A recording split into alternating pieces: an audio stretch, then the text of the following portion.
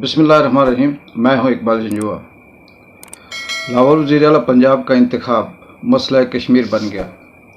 CM Punjab की कुर्सी की जंग, एक तरफ पीटीआई के इत्तेहादी उम्मीदवार परवेज़ इलाही और दूसरी तरफ शहनशाह मुअज़्ज़म जनाब इज़्ज़त माब हमज़ा शहबाज। एक तरफ पीडीएम की तमाम सियासी जमातें अरबों रुपए की खरीदो फरोख्त, जरदारी का चौधरी हाउस में डेरे, कतरी ख़त, अमरीकी ख़त और अब गुजराती ख़त, मुँह मांगी कीमत देने की पेशकश। और दूसरी तरफ पाकिस्तान तहरीक इंसाफ और अवाम।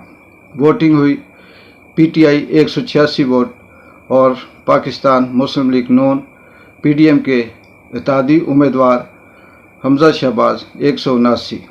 मगर कहते हैं कि जंग और मोहब्बत में सब कुछ जायज़ है। यहाँ जंग भी थी और मोहब्बत भी।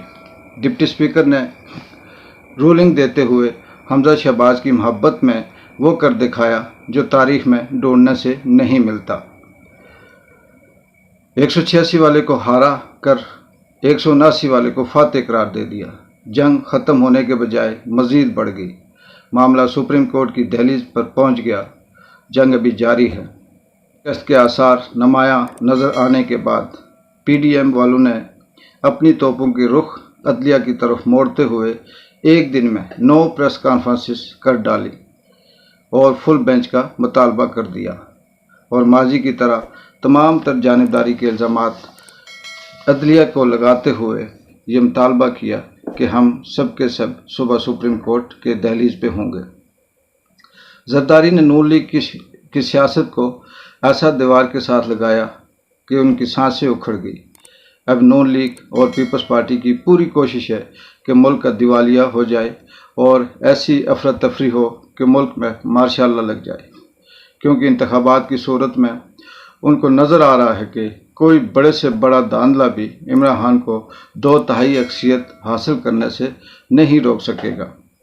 ये पीडीएम और सारी ताकतें भी अब नून लीग की सियासत को, पीडीएम की सियासत को, पीपल्स पार्टी की सियासत को तबाही से नहीं बचा सकती, क्योंकि इमरान खान ने जो शऊर अवाम को दिया वो अब कम नहीं होगा।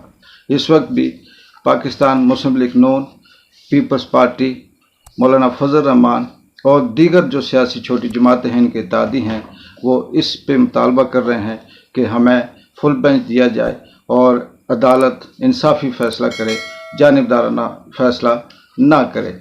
इकबाल जंजुआ को इजाज़त दें। अल्लाह हाफ़िज़।